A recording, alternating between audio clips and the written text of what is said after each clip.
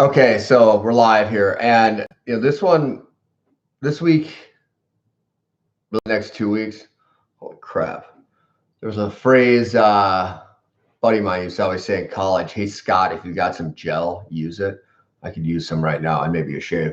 Anyway, this week I said I'd be bringing the fire, and I didn't mean that to be a negative thing. Like I'm going to be talking about a lot of tough topics, maybe more so than even we have up to this point. And one of them today I want to hit really hard is there's 3 questions I'm going to ask you today. And I'm going to ask you guys to do an exercise and put that, put your answers in the comment section if you want, or don't want, you don't have to, or just write it down.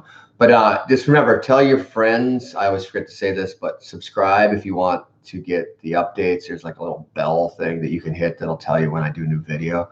And they might come fast and furious this week as we move into my MRI December 17th. And then tell your friends if you think that any of this is valuable. If you think it's all garbage, then you want to binge on it privately and like watching reruns of the Jeffersons, or what was that show back in the 70s? Good Times. Anyway, that was a great show. I love that. Anyway, guilty pleasures. But 3 questions I have for everyone today who's watching this, and I hope it's everyone. I'm going through this thing, health problems with with the brain tumor.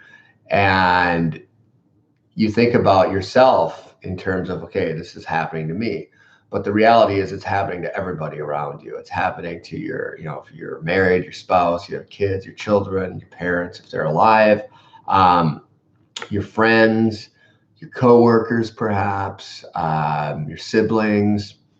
If you don't have any of those, well, maybe your cat, your dog. I mean, joking, obviously. But, a cat and dog, maybe. I mean, I don't know. And you think about it, you're like, oh God, what would I do to save my own life? And you're like, well, I don't really, it's easy to say that, if I die, I'm comfortable with it. And to be completely candid, I don't want to die. I have no interest in dying for myself. But when I found out I had the tumor, I never got bitter at that point. There's been points where I've been bitter. And trust me, there's been a few points where I've been really bitter. And we can talk about alcohol and my struggles with that, and the fact I've gone to an AA meeting in the last couple of weeks. Started drinking again in like October, and then I stopped. November 16th was the last time I had a drink, and I hope I never have another drink in my life. I mean, that's my goal. So I've asked for help. I thought I was going to be this guy who was going to, I could do it all myself. I'm this bad motherfucker that could handle everything. I can't. Okay, I can't. I was so fighting everything that I needed to just surrender and say, all right, you're not in control of this. But my point is this. It's not just you going through it, whatever it is, like everyone out there, everyone has a struggle they've got. For me, it's just very visible. It's a brain tumor, right? But for everyone, you've got things. Sometimes it's insecurity, sometimes it's depression, sometimes it's, you name it, different chronic illness. Hell, everyone's got something they probably don't even know about, right? 1 out of every 2 people is going to have cancer in their life. Think about that. Right now, those are the numbers. I think it's 1 out of 2 for men and 1 out of 3 for women. So it's technically 1 out of every 2.5, but okay, let's split hairs. But for me, there's 3 questions here. Number 1 is, you want to say, well, what would you do to save your life? Actually, the question is this. What if, think of the person you love most in the world. What if someone had a gun to their head? All right.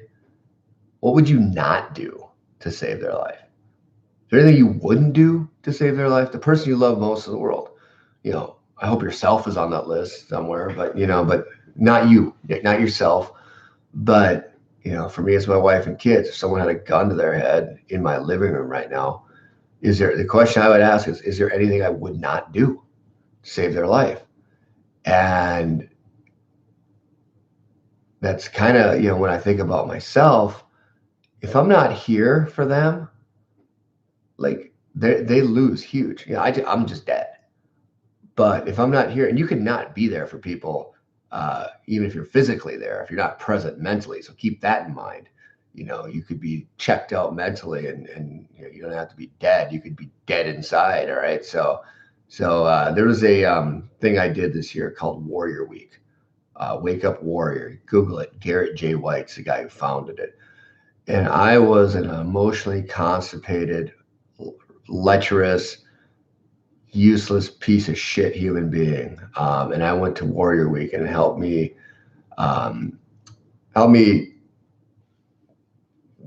basically see myself for the first time in a long time. That was in California, Laguna Beach, a beautiful place I was fortunate enough to go to. And, that cost me a little bit of money and I didn't think I was worth it. And it changed my life for the better. It changed my relationship with my wife, my kids. And then I'm at Laguna 6 months later, 4 months later, and I find out I have a brain tumor. So, but we did this exercise, something like this there, where, and this is the second question. So the first question is there anything you would not do to save the life of someone that you love most? And I guess on that, you could already be dead to them if you're not there, if you're not present mentally. So think about that. And I'm thinking about that as I go through this cancer thing. Like, is there anything I won't do? Because basically that will deprive my children of a father, my wife of a husband. And the answer is I can't think of anything off the top of my head. Drink urine, eat feces. I wouldn't love it, but I'd probably do it. Kill somebody. That's a tough one. I don't know that I want to go there. Like I'm afraid of heights. Would I climb a 1,000-foot tower? So think about that. I mean, I don't want anybody saying I'm going to kill somebody. That's like that. Let's not be crazy. Or let's be crazy, but not in that way. Anyway, but the second exercise is, if you found out that the person you love most in the world, maybe it's a couple people, were dead, died in a fiery car crash, and you just got the call. What do you wish you had said to them? Write it down. Write a letter to them today and send it to them. All right. I did this when I went to Warrior Week, Wake Up Warrior. We had to do that, and I wish I had the letter here. I'd read it. Wrote it to my wife and kids, and in fact, I'm going to read that again today because it's been a hard 4 months for me, and it's been hard on my wife, and been hard on my kids, been hard on the people around me. And so think about that. The person you love most in this world are people. You found out just now, you just got a phone call that they were dead. What do you wish you had said to them? And then the last thing, I know there's a lot of homework for people, but the last thing is write your obituary. You don't have to do all this today. Do one thing a day, but write your obituary. What would it say? Did you have a life worth living? Did you go to this shitty job that you hate every single day and you still go into it and you're too afraid to make a change because you're waiting for the next life? I know this isn't me trying to be a jerk. I'm telling you, these are things I'm going to do today and redo. I'm going to write down, is there anything I wouldn't do to be there for my wife and kids? Is there something I wish I had said if I found out they died today? My wife almost died last week. Like, no joke. Like, she almost died. This cellulitis she had, like, could have killed her. Like a day away from her either losing a leg or being dead. So if there's ever a time in my life that I might want to appreciate her, might be today. And for those of you who know, it hasn't been easy for her or I the last few months. It's been a fucked up thing. So anyway, those are the three things. If you can do that, do it for the tumor guy, or do it for yourself. Actually, it'll be liberating. And I'm not saying that doing that's going to make your life perfect. It's not. It's not going to make it perfect. But it might give you a roadmap to try to stay on. It might be a guiding light. I need to do it, and take some time for gratitude and appreciation and being positive. So that's my message for this morning.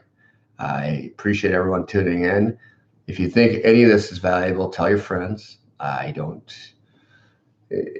I'm hoping I can give something back to the world through these videos. I've done some dumb shit in my life, and I'm trying to hope in some way atone for it. So anyway, with that, make every second count. You don't know when it's your last. Boom! I'm out of here.